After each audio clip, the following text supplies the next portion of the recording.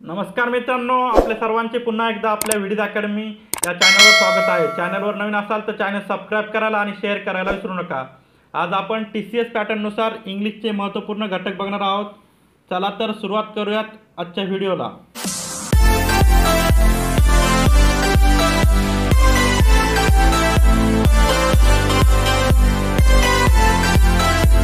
विद्यार्थी मित्रांनो, इथे बघा, मराठीप्रमाणेच TCS हे इंग्रजीची जी प्रश्नपत्रिका घेते ती 3 विभागात विभागली असते। एक असते त्यात विभाग ग्रामर, दुसरा विभाग असतो व्होकॅब आणि तिसरा विभाग असतो कॉम्प्रेहेन्शन। यालाच मराठीतून व्याकरण, शब्दसंग्रह आणि आकलन क्षमता म्हणतात। व्हिडिओ सुरू करण्या अगोदर माझी एक छोटीशी जाहिरात। विद्यार्थी मित्रांनो, आपल्याकडे TCS IBPS पॅटर्ननुसार नोट्स उपलब्ध आहेत। यात आपल्याला विद्यार्थी मित्रांनो 8 विषयाच्या स्टडी नोट्स मिळणार आहेत। टेलिग्राम ग्रुपवरील सर्व TCS प्रश्नपत्रिका फ्री आणि टोटल 1078 पेजेसच्या नोट्स आहे। विद्यार्थी मित्रांनो, जर आपल्याला ऑनलाईन पाहिजे असतील तर त्याची किंमत आहे 500 रुपये आणि घरपोच होम डिलिव्हरी पाहिजे असेल तर 1000 रुपये। येथे संपर्क क्रमांक आहे 78 22 81 59 37। हा व्हॉट्सअप क्रमांक आहे, तुम्ही मेसेज करू शकता किंवा कॉलही करू शकता। आता आपण बघूयात प्रत्येक विभाग वाईज कोणते कोणते त्यात घटक असतात। विद्यार्थी मित्रांनो, ग्रामर या विभागात आपण बघूयात कोणते कोणते घटकावर प्रश्न विचारले जातात। यात बघा, व्हॉइस म्हणजे प्रयोग। व्हॉइस आणि डायरेक्ट आणि इनडायरेक्ट स्पीच यावर TCSचा खूप भर आहे। प्रत्येक प्रश्नपत्रिकेत 1 किंवा 2 प्रश्न डायरेक्ट इनडायरेक्टचे आणि 1 किंवा 2 प्रश्न व्हॉइसचे असतात। त्यानंतर आर्टिकल म्हणजे जे उपपद असतात, A, N, D हे उपपद असतात, त्यावर पण बऱ्याच रिकाम्या जागा या पद्धतीत प्रश्न विचारलेले आहेत। त्यानंतर प्रिपोजिशन हे फिक्स प्रिपोजिशन या पद्धतीचे विचारलेले आहे। फिक्स प्रिपोजिशन म्हणजे नेमकं काय विद्यार्थी मित्रांनो, एखादा शब्द असतो त्यानंतर तेच फिक्स प्रिपोजिशन येते। जसं रिफ्रेन फ्रॉम, कॅपेबल ऑफ, त्यानंतर अमेज ॲट, त्यानंतर सॅटिस्फाईड विथ, असे जे एखाद्या शब्दानंतर जे फिक्स प्रिपोजिशन येतं अशा पद्धतीने TCSने प्रश्न विचारलेला आहे विद्यार्थी मित्रांनो। त्यानंतर व्हर्ब आणि काइंड्स हे कशा पद्धतीने विचारले आहे विद्यार्थी मित्रांनो प्रश्न, तर जे एखादं वाक्य दिलं जातं आणि त्यात फाइंड द एरर विचारलं जातं। फाइंड द एररमध्ये एरर ही नेहमी व्हर्ब आणि टाईम अँड टेन्स या घटकावर विचारली जाते। 2 महत्त्वपूर्ण चॅप्टर आहेत, काय व्हर्ब आणि टेन्स, हे 2 तुम्ही करूनच जावं। त्यानंतर TCSचा अतिशय महत्त्वपूर्ण विभाग म्हणजे व्होकॅबवर अतिशय TCSने भर दिलेला आहे विद्यार्थी मित्रांनो। तुम्हाला व्होकॅबशिवाय पर्यायच नाही। जर आपण व्होकॅब करत नसाल तर आपण TCS पॅटर्ननुसार अभ्यास करत नाही आहेत, हे समजून घ्यावं। त्यानंतर बघा, व्होकॅबमध्ये काय काय विचारतात।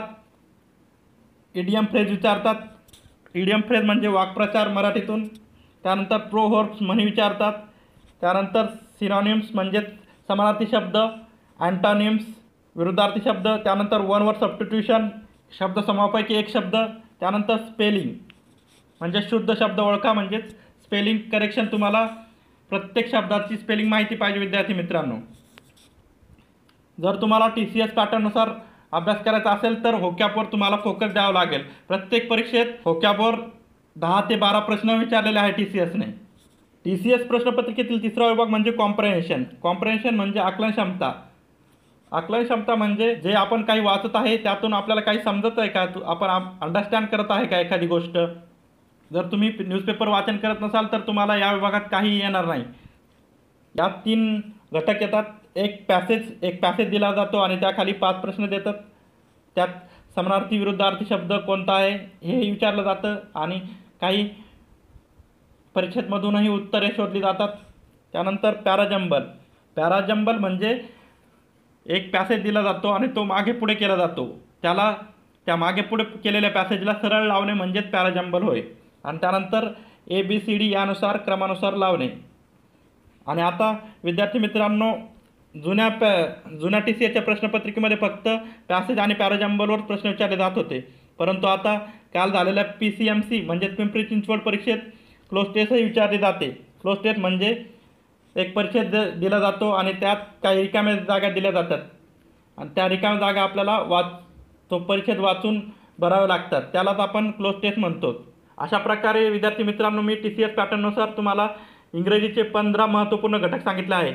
एवढे जरी तुम्ही 15 महत्त्वपूर्ण घटक करून गेलात तर आपल्याला 40+ मार्क पडतील. विद्यार्थी मित्रांनो, आपल्याला सिलेबस पूर्णच करायचा आहे, परंतु काही विद्यार्थी आपले जॉबला जातात, काही महिला मंडळ आहे, त्यांना कामातून कमी वेळ भेटतो. अशांसाठी मी महत्त्वपूर्ण टॉपिक काढून दिलेला. तर बघूयात TCS पॅटर्ननुसार कोणते महत्त्वाचे टॉपिक आहेत. विद्यार्थी मित्रांनो, जी TCS प्रश्नपत्रिका घेते मराठी व्याकरणाची, ती 3 विभागात विभागलेली असते. एक मराठी व्याकरण, 2 शब्दसंग्रह विभाग आणि 3 आकलन क्षमता विभाग. या 3 विभागात हे TCS जी कंपनी आहे ती प्रश्नपत्रिका या 3 विभागात विभागून घेते. विद्यार्थी मित्रांनो, जर पहिल्या विभागात आपण बघितलं तर कोणते कोणते घटक हे महत्त्वाचे आहेत हे आता आपण बघूयात. चला तर बघूयात आपण मराठी व्याकरण या विभागात कोणते महत्त्वाचे टॉपिक आहेत. नामाचा वचन विचार, यावर अतिशय खूप प्रश्न विचारलेले आहे TCSने. त्यानंतर नामाचा लिंग विचार, म्हणजेच बोका, भाटी, शेळी, बोकड असे पुल्लिंगी आणि स्त्रीलिंगी असे शब्द आहेत, ते शब्द विचारलेले आहेत, म्हणजे माणूस, स्त्री. त्यानंतर क्रियापद हा महत्त्वाचा टॉपिक आहे, यावरही बरेच प्रश्न विचारले आहेत. त्यानंतर विद्यार्थी मित्रांनो, आपल्याला दिलेल्या वाक्याचा काळ ओळखता यायला हवा, हाही टॉपिक अतिशय महत्त्वाचा आहे. काळही या चॅप्टरवर बरेच प्रश्न विचारलेले आहेत. त्यानंतर प्रयोग, कर्तरी प्रयोग, कर्मणी प्रयोग आणि भाव्य प्रयोग, हे तिन्ही प्रयोग आपल्याला यायला हवेत. त्यानंतर वाक्याचे प्रकार, यात विद्यार्थी वाक्य, आज्ञार्थी वाक्य आणि नाहीतर ते महत्त्वाचे 3 जे मुख्य प्रकार आहेत वाक्याचे, संयुक्त वाक्य, केवळ वाक्य आणि मिश्र वाक्य, या वाक्याच्या प्रकारावर TCSने प्रश्न विचारलेले आहेत. त्यानंतर समासाचे 4 प्रकार पडतात, ते 4ही प्रकार आपल्याला आले पाहिजेत. त्यानंतर वाक्य पृथ्थकरण, म्हणजेच विद्यार्थी मित्रांनो, वाक्यात एखादा शब्द आहे तो कोणते कार्य करतो हे आपल्याला समजले पाहिजे. जसं कर्ता आपल्याला ओळखता यायला पाहिजे वाक्यात, कर्म ओळखता यायला पाहिजे आणि क्रियापद ओळखता यायला पाहिजे. असेच अजून बारीक सारीक काही घटक आहेत, तेही आपल्याला ओळखता आले पाहिजे. त्यानंतर शुद्ध लेखन, TCSने बरेच प्रश्न हे शुद्ध लेखनावर विचारलेले आहेत, त्यामुळे आपल्याला नेमकं कोणता शब्द कसा लिहितात हे आलं पाहिजे. त्यानंतर साहित्य आणि साहित्यिक, म्हणजेच कोणत्या लेखकाने कोणते पुस्तक लिहिले आहे हे आपल्याला पाठच असायला हवे. त्यानंतर शब्दसंग्रहावर TCSचा कशावर जोर आहे तर समानार्थी शब्द आणि विरुद्धार्थी शब्द. मी पुन्हाही तुम्हाला सांगतो विद्यार्थी मित्रांनो, आपल्याला सिलेबस संपूर्ण कंप्लीट करायचा आहे, परंतु जे विद्यार्थी मित्र जॉबला जातात, ज्यांच्याकडे कमी वेळ आहे, त्याच्यासाठी हा मी TCSच्या महत्त्वपूर्ण घटकाचा व्हिडिओ बनवला आहे. विद्यार्थी मित्रांनो, ज्याला पूर्ण वेळ आहे त्यांनी पूर्ण सिलेबस कंप्लीट करावा. आणि आता शेवटचा विभाग, आकलन क्षमता. आकलन क्षमतेत काय विचारलं विद्यार्थी मित्रांनो, तर एक परिच्छेद दिला जातो आणि त्याच्याखाली प्रश्नांची उत्तरे द्यावी लागतात आपल्याला. अशा ह्या 3ही घटकात TCSने प्रश्न विचारले आहेत. पहिलं मराठी व्याकरण, त्यानंतर शब्दसंग्रह आणि तिसरं आकलन क्षमता. या 3 घटकात विभागून TCS प्रश्न विचारते. विद्यार्थी मित्रांनो, हे फक्त 13 घटक आपण पूर्ण केले तर आपण 40पेक्षा अधिक मार्क घेऊ शकतात 50 पैकी. फक्त आपल्याला हे 13 महत्त्वपूर्ण घटक करायचे आहेत. हे 13 महत्त्वपूर्ण घटक केले तर आपण 40+ मार्क घेऊ शकतात 50 पैकी. बघा, TCS पॅटर्ननुसार रिझनिंग, त्यालाच मराठीतून म्हणतात बुद्धिमत्ता चाचणीचे महत्त्वपूर्ण घटक. मित्रांनो, आपल्यापैकी बऱ्याच विद्यार्थ्यांनी मला मेसेज केले होते की सर, चॅनलवर मराठी आणि इंग्रजीचे महत्त्वपूर्ण घटक दिले आहे तुम्ही TCS पॅटर्ननुसार, परंतु रिझनिंग आणि जीकेचे महत्त्वपूर्ण घटक बाकी आहेत. तर आज आपण रिझनिंगचे महत्त्वपूर्ण घटक बघणार आहोत. विद्यार्थी मित्रांनो, मी यात 2 विभाग केले आहेत.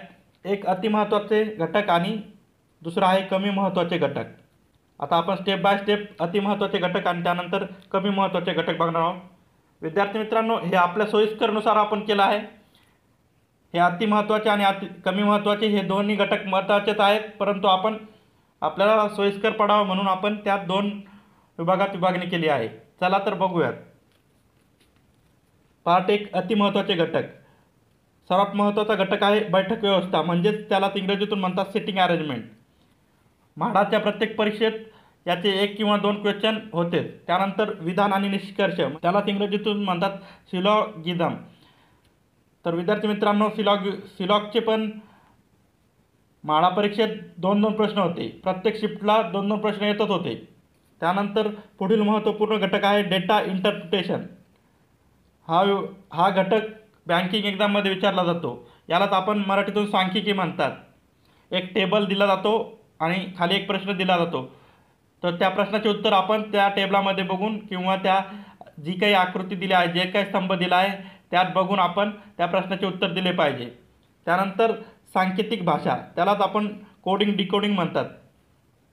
एक शब्द दिला जातो, त्याला उलटं सुलटं करून असे म्हणतात, तर दुसऱ्या शब्दाला कसे म्हणाल असे प्रश्न विचारले जातात. त्यानंतर वर्गीकरण, 4 ऑप्शन दिले जातात, त्यात एक ऑप्शन वेगळा असतो आणि 3 ऑप्शन हे सेम असतात. यालाच क्लासिफिकेशन म्हणतात इंग्रजीतून. नंतर गणितीय कोडी, त्यालाच मॅथमॅटिकल ऑपरेशन म्हणतात. म्हणजे प्लसला मायनस म्हणतात, गुणाकाराला भागाकार म्हणतात, त्यानंतर मायनसला प्लस म्हणतात. अशा सांकेतिक भाषेत आपल्याला गणित दिले जातात आणि ते गणित सोडवायला सांगतात. त्यानंतर आकृत्यांची मालिका, 4 आकृत्या दिल्या जातात आणि 5वी आकृती पुढील कोणती येणार हे आपल्याला ठरवावे लागते. अशा प्रकारचे हे प्रश्न विचारले जातात. त्यानंतर अक्षर मालिका आणि वर्णमालिका म्हणजे लेटर सिरीज, 4 लेटर दिले जातात आणि 5वं लेटरच्या ठिकाणी क्वेश्चन मार्क दिला जातो. तर ते आपल्याला 5वं लेटर कोणतं आहे ते आपल्याला ओळखावं लागतं. त्यानंतर अंकमालिका म्हणजेच नंबर सिरीज हा ज्या IBPSच्या एक्झाम होतात बँकेच्या, त्यात नंबर सिरीज विचारली जाते, 5 मार्काला विचारली जाते. त्यानंतर अंकाचे कोडे, त्यानंतर दिशा, हा पण टॉपिक अति महत्त्वाचा आहे. त्यानंतर सहसंबंध, त्यालाच ॲनॉलॉजी म्हणतात इंग्रजीतून. त्यानंतर महत्त्वाचा टॉपिक आहे व्हेन डायग्राम. त्यानंतर रांगेतील स्थान आणि शेवटचा महत्त्वपूर्ण टॉपिक आहे नातेसंबंध, त्यालाच आपण ब्लड रिलेशन म्हणतो. असे हे 15 अतिशय महत्त्वाचे टॉपिक आहेत. आता कमी महत्त्वाचे आपण टॉपिक बघूयात खाली. विद्यार्थी मित्रांनो, आपण याला कमी महत्त्वाचे टॉपिक म्हटलं आहे, परंतु हे पण महत्त्वाचे टॉपिक आहेत. परंतु आपल्याला विभागणी करायची होती 2 विभागात, त्यामुळे आपण अतिमहत्त्वाचे टॉपिक आणि कमी महत्त्वाचे टॉपिक म्हटलेलं आहे याला. आता याच्यात कोणते कोणते घटक येतात बघूयात. घड्याळ, डिक्शनरीप्रमाणे शब्दांचा क्रम, 5 शब्द दिले जाते आणि ते आपल्याला डिक्शनरीप्रमाणे लावण्यास सांगण्यात येते. असा हा प्रश्न असतो. त्यानंतर कागद कटिंग अँड फोल्डिंग म्हणजे कागदाच्या घड्या उकलल्यानंतर कशी आकृती तयार होईल हे यात विचारले जाते. त्यानंतर आकृत्या मोजणे, कॅलेंडरवरही प्रश्न विचारले जातात. त्यानंतरचा घटक आहे लयबद्ध अक्षरमाला. लयबद्ध वर्णमालेत आपल्याला 3-3चा 4-4चा कॅपिटल लेटरचा ग्रुप करावा लागतो आणि त्याच लयबद्धतेत आपल्याला ती वर्णमाला पूर्ण करावी लागते. त्यानंतर शेवटचा घटक आहे इनपुट आणि आउटपुट. हा आता बँकिंग एक्झाममध्ये प्रथम येत होता आणि आता TCSने ज्या प्रश्नपत्रिका घेतला आहे त्यातही आता येऊ लागला आहे. परंतु याचे जास्त प्रश्न नव्हते, कमी होते.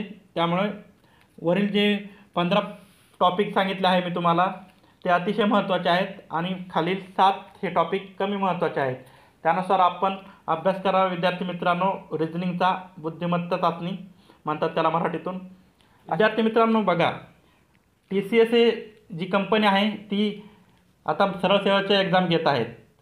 ती गणिताचे प्रश्न फक्त या खालील 15 टॉपिकवरच प्रश्न विचारते आणि त्यातही अतिमहत्त्वाचे मी तुम्हाला घटक सांगणार आहे. त्यासाठी व्हिडिओ आपण पूर्ण बघावा.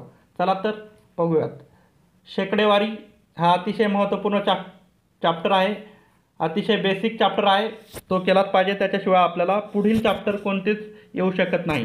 त्यानंतर गुणोत्तर व प्रमाण, त्याच्यासोबतच वयवारी एजेस हा चॅप्टरही त्याच्यासोबतच येतो. गुणोत्तर व प्रमाण आणि वयवारी हे दोन्ही चॅप्टर आपल्याला एकत्रच करायचे आहेत, ते एकमेकांच्या रिलेटेड आहेत.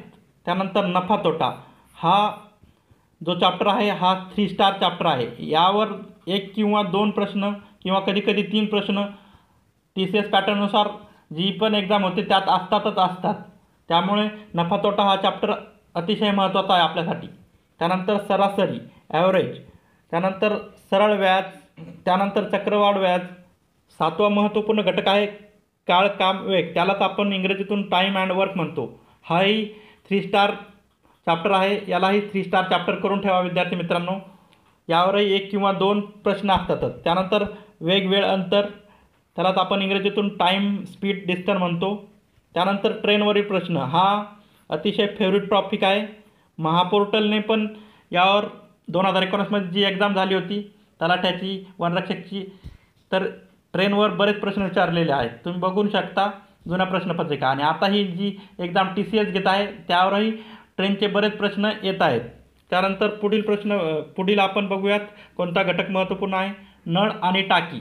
नळ आणि टाकी हा चॅप्टर काळकामविवेकशी रिलेटेड आहे, त्यामुळे तो जोडून करावा. काळकामविवेक केल्यानंतर आपण नळ आणि टाकी हा चॅप्टर अभ्यासायला घेऊ शकतो.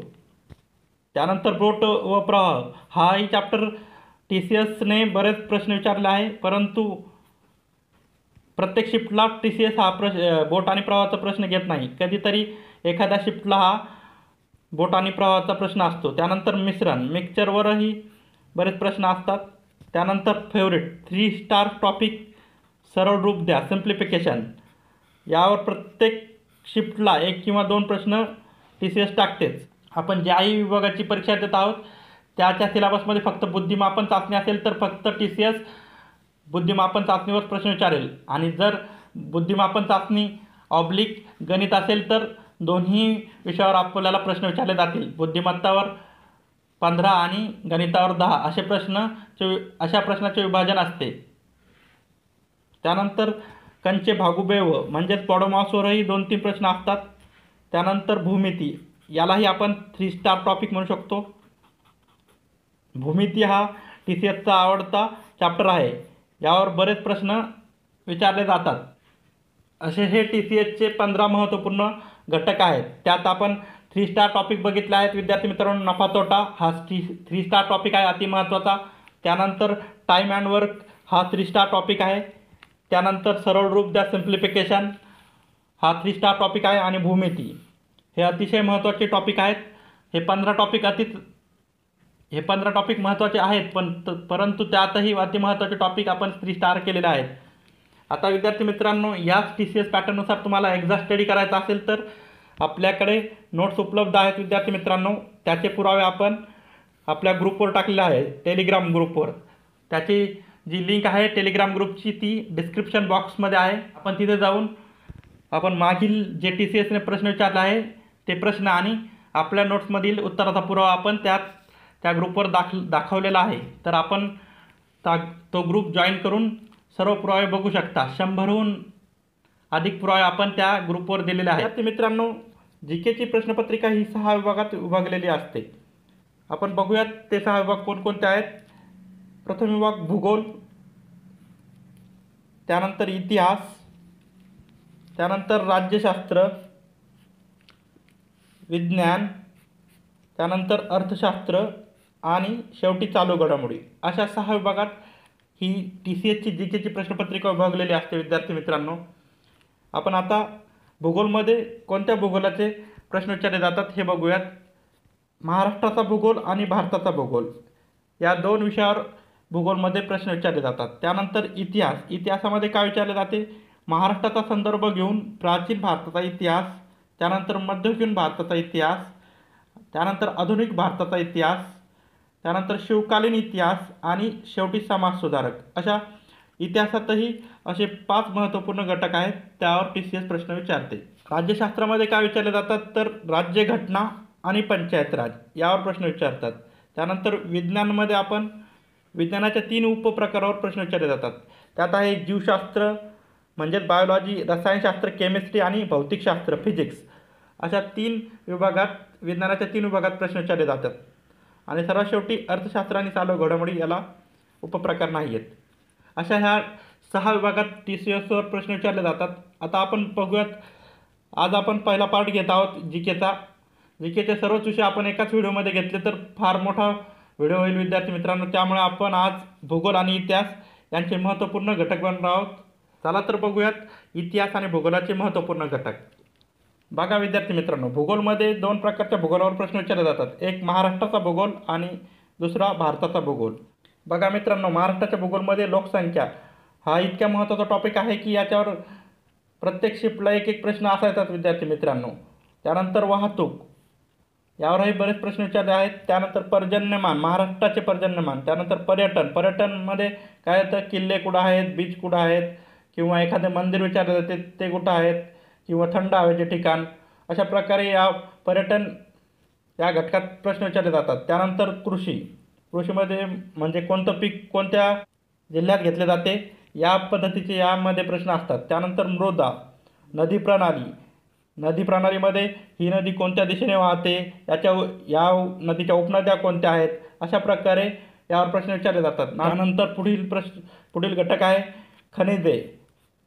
तर मॅग्नीज हे खनिज कुठे आढळते, त्यानंतर लोह खनिज कुठे आढळते, अशा प्रकारचे प्रश्न याद्वारे विचारले जातात. त्यानंतर वने, त्यानंतर व्याघ्र प्रकल्प, राष्ट्रीय उद्याने आणि अभयारण्ये, यावर बरेच प्रश्न विचारले आहे विद्यार्थी मित्रांनो. व्याघ्र प्रकल्प, राष्ट्रीय उद्यानावर तुम्ही तर अभ्यास करून जावा. त्यानंतर आदिवासी जमात, महाराष्ट्रातील आदिवासी जमातीवर हे आपण अभ्यासून जावे. महाराष्ट्राच्या भूगोलवर जितका फोकस ठेवला आहे तेवढाच फोकस भारताच्या भूगोलवर नाही आहे. फक्त भारताच्या भूगोलवर 3 प्रकारे प्रश्न विचारले आहे. एक तर कोणत्या राज्याचे नृत्य आहे, त्यानंतर कोणत्या राज्यात कोणता सण उत्सव साजरा केला जातो, आणि कोणत्या राज्याची कोणती भाषा आहे. अशा प्रकारे तीन प्रकारचेच प्रश्न हे भारताच्या भूगोलवर होते. आता आपण इतिहास या विभागातील महत्त्वपूर्ण घटक बघू. इतिहासाचीही आपण 4 प्रकारात विभागणी केली आहे. प्राचीन भारताचा इतिहास, मध्ययुगीन भारताचा इतिहास, आणि त्यानंतर आधुनिक भारताचा इतिहास, आणि त्यानंतर समाजसुधारक, अशा 4 उपविभागात आपण इतिहासाची विभागणी केलेली आहे. त्यात बघूयात आपण महत्त्वपूर्ण घटक आता कोणत्या याच्यात कोणते आहेत. तर प्राचीन भारताचा इतिहास, विशेषतः महाराष्ट्र. तर तुम्हाला प्राचीन भारताचा करायचा असेल तर त्यात महाराष्ट्राचं काय महत्त्व आहे, कोणते घराणे महाराष्ट्रात होऊन गेले, या प्रकारे प्रश्न विचारले आहे विद्यार्थी मित्रांनो. प्राचीन भारताच्या इतिहासात खालील जे घराणे आहेत ते महाराष्ट्रात होऊन गेलेत विद्यार्थी मित्रांनो. यादव घराण्यावर प्रश्न विचारलेला आहे, वाकाटक घराण्यावर प्रश्न विचारला आहे, चालुक्य घराण्यावर प्रश्न विचारला आहे, राष्ट्रकूट घराणे, सातवाहन घराणे आणि चोल घराणे, अशा 6 घराण्यावर आपल्याला TCSने प्रश्न विचारले आहेत. तर यांचा अभ्यास करून जावा. याचा अभ्यास आपल्याला 11वी जे जुनं इतिहासाचं पुस्तक आहे त्यात आपल्याला भेटेल. त्यानंतर मध्ययुगीन भारताचा इतिहास, त्यात आपल्याला सुलतानशाहीचा अभ्यास करायचा आहे. सुलतानशाही म्हणजे जे दिल्ली सल्तनतवर ज्यांनी राज्य केलं आहे, लोधी, तुघलक यांनी, त्यांचा आपल्याला अभ्यास करायचा आहे. त्यानंतर मुघलशाही, त्यात शहाजहान, जहांगीर, औरंगजेब, अकबर यांचा अभ्यास करायचा आहे. त्यानंतर शिवकालीन इतिहास, त्यात पेशवाईचे प्रश्न आहेत, मराठ्यांचा संपूर्ण इतिहास यावर प्रश्न विचारले आहेत. त्यानंतर संतांची कामगिरी हा महत्त्वपूर्ण घटक आहे, यावरही बरेच प्रश्न विचारले आहेत. त्यानंतर पुढील उपघटक आधुनिक भारताचा इतिहास, अतिशय महत्त्वपूर्ण घटक आहे, यावर अधिक प्रश्न आहे आधुनिक भारताच्या इतिहासावर. त्यात भारतीय स्वातंत्र्य लढा, त्यानंतर जहाल कालखंड, मवाळ कालखंड, स्वातंत्र्य सेनानी, क्रांतिकारक, विदा सावरकर यांच्यावरही बरेच प्रश्न आहेत TCSचे.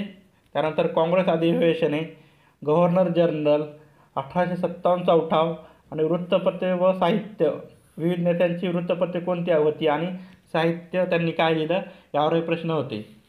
त्यानंतर पुढं बघूयात आपण समाजसुधारक. समाजसुधारकामध्ये समाजसुधारकांची काय कामगिरी आहे, आगरकर, डॉक्टर बाबासाहेब आंबेडकर, महात्मा फुले यांच्यावरही बरेच प्रश्न विचारलेले आहे TCSने. त्यानंतर समाजप्रबोधन चळवळी, म्हणजे समाजप्रबोधन चळवळीत आपल्याला विविध संघटनेचा अभ्यास करायचा आहे.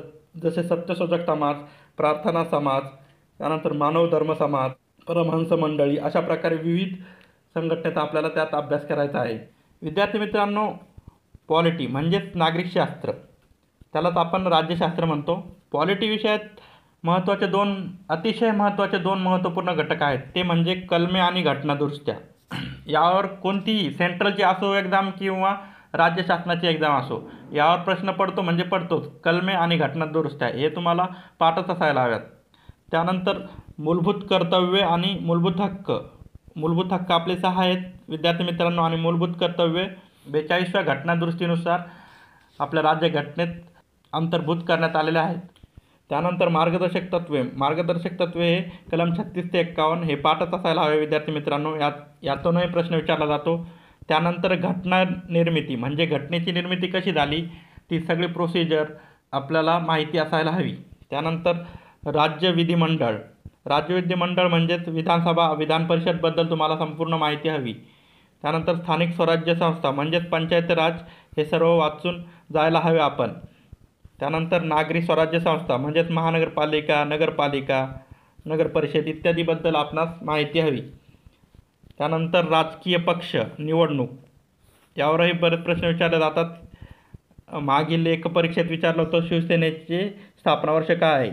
आता तुम्ही प्रत्येक महाराष्ट्रातील जी ही राजकीय संघटना आहे त्याचे तुम्ही राजकीय पक्ष आहेत जो हे महाराष्ट्रातील त्यांचे तुम्ही स्थापना वर्ष पाठ करून जायला हवे. पुढील परीक्षेत आपल्याला मनसेचे किंवा राष्ट्रवादी काँग्रेस किंवा काँग्रेसची स्थापना वर्ष तुम्हाला पाठ असायला हवीत, ते विचारू शकतात पुढील परीक्षेत. त्यानंतर राष्ट्रपतीबद्दल कलमे, राज्यपालाबद्दल कलमे, राज्यपालाची कामे, महान्यायवादी, महाधिवक्ता आणि पंतप्रधान यांच्याबद्दल माहिती हवी. त्यानंतर उच्च न्यायालय आणि सर्वोच्च न्यायालय या विषयावरही आपण अभ्यास करायला हवा. त्यानंतर पुढील महत्त्वपूर्ण घटक आहे घटनात्मक आणि बिगर घटनात्मक आयोग. त्यानंतर पुढील महत्त्वपूर्ण घटक भारतीय राज्यघटनेचे स्रोत म्हणजेच विद्यार्थी मित्रांनो भारतीय राज्यघटनेतून कोणते घटक कोणत्या राज्यघटनेतून घेतले आहेत. जसं की आता घटनादुरुस्ती आपण दक्षिण आफ्रिकेकडून घेतलेली आहे. त्यानंतर राज्यपालाचे पद हे कॅनडाकडून घेतलेले आहे. असे विविध स्रोत विविध घटक आपण विविध देशाकडून घेतलेले आहेत, त्यालाच आपण राज्यघटनेचे विविध स्रोत म्हणतो. त्यानंतर जिल्हा नियोजन समिती, जशी केंद्र लेवलला नीती आयोग आहे तसंच आपल्या जिल्ह्याला जिल्हा नियोजन समिती असते. त्यानंतर काही महत्त्वाची कायदे तुम्हाला लक्षात ठेवायचे आहेत. कंपनी कायदा, विधवा पुनर्विवाह कायदा, सतीबंदी कायदा इत्यादी तुम्हाला कायदे लक्षात ठेवायचे आहे. यावर प्रश्न विचारला जातो. त्यानंतर आणीबाणी ह्या 3 प्रकारच्या आहेत. राष्ट्रीय आणीबाणी, राज्य आणीबाणी आणि आर्थिक आणीबाणी. या तिन्ही प्रकारच्या आणीबाणीचे कलमे आपणास लक्षात ठेवायचे आहेत. अशा प्रकारे विद्यार्थी मित्रांनो आपले हे 16 महत्त्वपूर्ण घटक आहेत पॉलिटीचे. यापूर्वी आपण इतिहास आणि भूगोलाचे महत्त्वपूर्ण घटक बघितले आहेत. विद्यार्थी मित्रांनो आपण या अगोदर 3 विषयाचे महत्त्वपूर्ण घटक बघितले होते जी के मधल्या. ते पुढील 3 विषय असे होते की भूगोलचे आपण महत्त्वपूर्ण घटक बघितले, त्यानंतर इतिहासचे बघितले, त्यानंतर राज्यशास्त्र म्हणजेच पॉलिटीचे महत्त्वपूर्ण घटक बघितले. आता आपण आज सामान्य विज्ञान म्हणजे सायन्सचे आणि अर्थशास्त्राचे म्हणजेच इकॉनॉमिक्सचे महत्त्वपूर्ण घटक बघणार आहोत. चला तर सुरुवात करूयात. विद्यार्थी मित्रांनो सामान्य विज्ञानमध्ये अतिशय महत्त्वाचा घटक म्हणजे पेशी. यात बरेच प्रश्न TCS विचारते. पेशीचा शोध कोणी लावला, पेशीचे जे अंग आहेत रायबोझोम, केशिका, पेशीभित्तिका इत्यादी असे जे अंग आहे पेशीचे त्यावरही TCS प्रश्न विचारत असते. त्यानंतर प्राण्याचे वर्गीकरण आणि वनस्पतीचे वर्गीकरण या घटकावरही बरेच प्रश्न विचारले जातात. कार्ल लिनियस नावाचा एक वैज्ञानिक आहे, त्यांनी सजीवांचे वर्गीकरण 9 ते 10 प्रकारात केले आहेत. त्याच प्रकारावर TCS प्रश्न विचारते. त्यानंतर वनस्पतीचे वर्गीकरण हेही 3 ते 4 प्रकारात केलेले आहेत, त्यावरही TCS प्रश्न विचारत असते. त्यानंतर आरोग्य या घटकावर प्रश्न विचारते. आरोग्यामध्ये रोग आणि आजार, कोणत्या विषाणूपासून कोणता रोग होतो या प्रकारे प्रश्न विचारले जातात. त्यानंतर कोणत्या घटकात कोणते आम्ल असते, जसं की दह्यात कोणतं आम्ल असतं, त्यानंतर दुधात कोणतं आम्ल असतं, अशा प्रकारचे प्रश्न विचारले जातात. SI युनिटवरही बरेच प्रश्न विचारले जातात. SI युनिट म्हणजे मोजमापाचे साधन, जसं विद्युत प्रवाहाचे अँपिअर हे मोजमापाचे साधन आहे. त्यानंतर प्रकाशाचे हे कॅन्डेला हे मोजमापाचे साधन आहे. अशा प्रकारे विद्यार्थी मित्रांनो SI युनिटवरही बरेच प्रश्न विचारले जातात. त्यानंतर मानवी शरीर यातल्या विविध संस्था आहे मानवी शरीरातल्या, जसं की रक्ताभिसरण संस्था, त्यानंतर उत्सर्जन संस्था, त्यानंतर अस्थि संस्था, अशा विविध संस्थांवर प्रश्न विचारले जातात. त्यामुळे तुम्ही या 7 जे घटक आहेत विज्ञानाचे ते करून ठेवा. पेशी, प्राण्याचे वर्गीकरण, वनस्पतीचे वर्गीकरण, आरोग्य, त्यानंतर आम्लारी, SI युनिट आणि मानवी शरीर हे 7 महत्त्वपूर्ण घटक आहे सामान्य विज्ञानमधले. आता बघूयात आपण अर्थशास्त्राचे महत्त्वपूर्ण घटक. अर्थशास्त्रामध्ये विद्यार्थी मित्रांनो अर्थव्यवस्था, भारतीय अर्थव्यवस्था कशी चालते, किती प्रकार आहे भारतीय अर्थशास्त्र, अर्थव्यवस्थेचे. त्यानंतर बँकिंगमध्ये काय विचारतात, RBIचे कार्य, RBIची स्थापना किंवा विविध ज्या बँक आहेत, एक्झिम बँक, ICICI बँक, त्या बँकेची स्थापना वर्ष किंवा त्या बँकेचे मुख्यालय कुठे आहे, अशा प्रकारचे प्रश्न बँकिंग या घटकात विचारतात. त्यानंतर दारिद्र्याचे सिद्धांत कोणत्या अर्थशास्त्रज्ञानं लावला, अशा प्रकारचे प्रश्न दारिद्र्यावर विचारतात. त्यानंतर बेरोजगारीचे प्रकार असतात. त्या बेरोजगारीच्या प्रकारावर TCSने बऱ्याच वेळेस प्रश्न विचारले आहेत. त्यानंतर राष्ट्रीय उत्पन्न म्हणजेच नॅशनल इन्कम. त्यानंतर पंचवार्षिक योजना, MPSCचा पण हा फेवरेट टॉपिक आहे आणि TCSनेही यावर प्रश्न विचारले आहेत. पंचवार्षिक योजना ही नियोजनासाठी ठरलेली असते. अशा 12 पंचवार्षिक योजना झालेल्या आहे विद्यार्थी मित्रांनो. त्या 12ही पंचवार्षिक योजनेचे कालावधी आणि त्या योजनेत कशात भर दिलेला आहे यावर तुम्हाला अभ्यास करायचा आहे. त्यानंतर याच्यात येत आहे आर्थिक सर्वेक्षण आणि अर्थसंकल्प. यावरही हा घटक चालू घडामोडीत येतो आणि अर्थशास्त्रात येतो. त्यामुळे दोन्ही मिळून हा घटक TCSने टाकलेला आहे. त्यामुळे आर्थिक सर्वेक्षण जे रिसेंट झालं आहे ते वाचून जावे, त्यावरही बरेच प्रश्न विचारले जातात. अशा प्रकारे आपण अर्थशास्त्र आणि विज्ञानाचे महत्त्वपूर्ण घटक TCS पॅटर्ननुसार बघितले. विद्यार्थी मित्रांनो, असाच तुम्हाला एक्झॅक्ट स्टडी करायचा असेल सिलेबसनुसार तर आपल्याकडे एक्झॅक्ट स्टडी मटेरियल उपलब्ध आहे. विद्यार्थी मित्रांनो, सर्व विषय टोटल 1076 पेजेस आहेत आणि आपण ते ऑनलाईन त्याची प्राईस ठेवली आहे 500 रुपये. जेही विद्यार्थी घेण्यासाठी इच्छुक असतील त्यांनी 78 22 81 59 37 याचे पुरावे आपण टेलिग्राम चॅनलवर दिले आहेत. तर विद्यार्थी मित्रांनो, ज्याही विद्यार्थ्याला टेलिग्रामला ॲड व्हायचे असेल त्यांनी 78 22 81 59 37वर व्हॉट्सअपवर हाय करावे. त्याला आपल्या टेलिग्राम ग्रुपला जॉईन केले जाईल. चालू घडामोडीचा जो अभ्यास असतो त्यात नेमकं काय वाचावं हे आपण बघणार आहोत. तर सर्वप्रथम जे मी 10 पॉईंट दिलेले आहे ते अतिशय महत्त्वाचे आहेत, तर त्यावर जास्त भर द्यावा आणि शेवटचे जे 5 टॉपिक आहेत त्यावर कमी भर द्यावा. तर सर्वात पहिला टॉपिक आहे विद्यार्थी मित्रांनो, विविध निर्देशांक. जे जगभरात जे विविध निर्देशांक ठरतात, जसं भ्रष्टाचार निर्देशांक इंडेक्स, भ्रष्टाचाराचा इंडेक्स असतो. त्यानंतर ह्युमन डेव्हलपमेंटचा इंडेक्स असतो. बरेच असे इंडेक्स असतात. त्यात भारताचा क्रमांक कितवा आणि त्या इंडेक्समध्ये सर्वात प्रथम देश कोणता, अशा प्रकारचे प्रश्न विचारले जातात. त्यानंतर योजना, महाराष्ट्रातील योजना किंवा भारतातील योजना विचारल्या जातात. ती योजना केव्हा लॉन्च करण्यात आली, जसं जनधन योजना केव्हा लॉन्च करण्यात आली किंवा सुकन्या समृद्धी योजना ही केव्हा लॉन्च करण्यात आली. त्यानंतर कोणत्या मंत्रालयाकडून ती लॉन्च करण्यात आली हे पण विचारतात आणि तिचा उद्देश काय आहे नेमकं त्या योजनेचा हे पण विचारतात. त्यामुळे या तिन्ही उपघटकाकडे तुम्ही लक्ष द्या. त्यानंतर युद्ध सराव, भारताची जी आर्मी आहे किंवा नौदल आहे ते विविध देशांविरुद्ध युद्ध सराव करतात. असं युद्ध सरावाचं नाव दिलं जातं आणि तो युद्ध सराव कोणाविरुद्ध झाला होता, म्हणजे कोणत्या देशासोबत झाला होता हे विचारलं जातं. अशा प्रकारे युद्ध सरावावर प्रश्न असतात. त्यानंतर विविध संमेलने, बैठका, परिषदा इत्यादीवर प्रश्न विचारले जातात. विविध संमेलने म्हणजेच अखिल भारतीय नाट्य संमेलन किंवा अखिल भारतीय साहित्य संमेलन, अशा प्रकारे प्रश्न विचारले जातात. त्यानंतर बैठका, ब्रिक्सची बैठक, नाटोची बैठक, अशा विविध बैठका विचारल्या जातात. त्यानंतर परिषदा, आता पर्यावरण जे बिघडतं आहे ते पर्यावरणाचा ऱ्हास न व्हावा यासाठी अनेक परिषदा बोलवल्या जातात.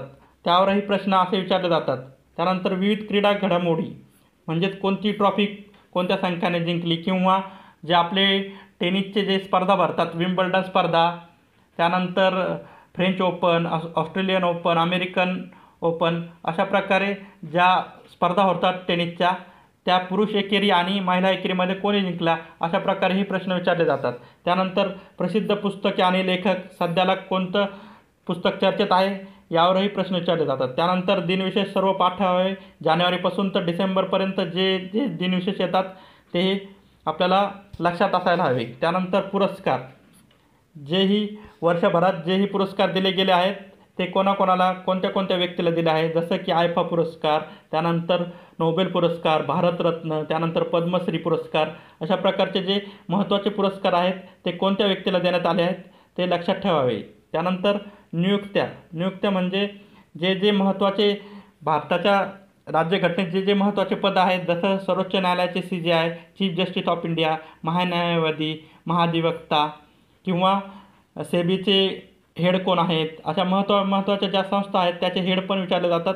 त्यानंतर चर्चेतील व्यक्ती, एखाद्या व्यक्तीचे निधन झाले असेल त्याविषयी प्रश्न विचारला जातो. त्यानंतर एखाद्या संघटनेत प्रथमच एखादी स्त्री व्यक्ती नियुक्ती करण्यात आली असेल किंवा हेड केली असेल, जसं सेबीच्या आता माधुरी बुच या प्रथम हेड झाल्यात, महिला हेड, त्यामुळे त्यावरही प्रश्न आला होता. त्यानंतर विशेष कामगिरी एखाद्या व्यक्तीने केली असेल त्यावरही प्रश्न विचारले जातात. त्यानंतर राजकीय घडामोडीमध्ये ज्याही आता राज्याच्या निवडणुका झाल्यात त्या निवडणुकीमध्ये कोणत्या राजकीय पक्षाने किती जागा जिंकल्यात यावरही प्रश्न विचारले जातात. त्यानंतर व्याघ्रगणना, भारतात व्याघ्र किती आहेत, महाराष्ट्रात व्याघ्र किती आहेत किंवा व्याघ्रगणना दर किती वर्षाने होते, अशा प्रकारचे प्रश्न चालू घडामोडीमध्ये प्रश्न विचारले जातात. त्यानंतर 13वा टॉपिक, महाराष्ट्र आणि भारताचा अर्थसंकल्प. सध्याला 2023मध्ये जे अर्थसंकल्प झाले आहे भारताचा आणि महाराष्ट्राचा त्यावरही बरेच प्रश्न विचारले जातात. त्यामुळे ती आकडेवारी त्याच्यातली पाठ ठेवावी किंवा एकदा अभ्यासून घ्यावी.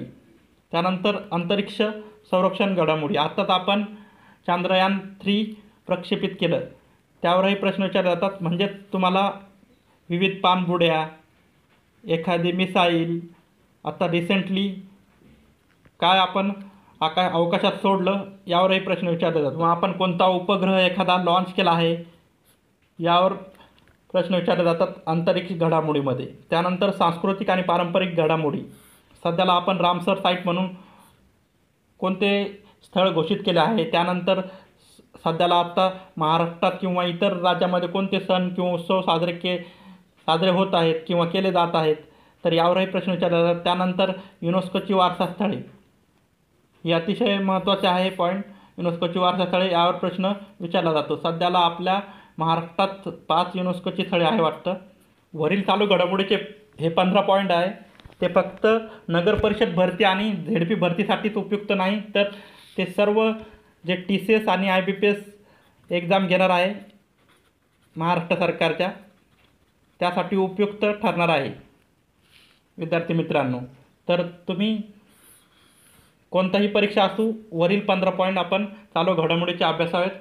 युनेस्कोची महाराष्ट्रात किती वारसास्थळे आहे आणि ती कोणती, या प्रश्नाचे उत्तर आपण कमेंटमध्ये लिहावे. मी आपल्या उत्तराच्या प्रतीक्षेत असेल. तर अशाच विविध माहितीसाठी आपण चॅनलला सबस्क्राईब करा, शेअर करा. पुन्हा भेटूयात अशाच विविध नवीन माहितीसह. धन्यवाद.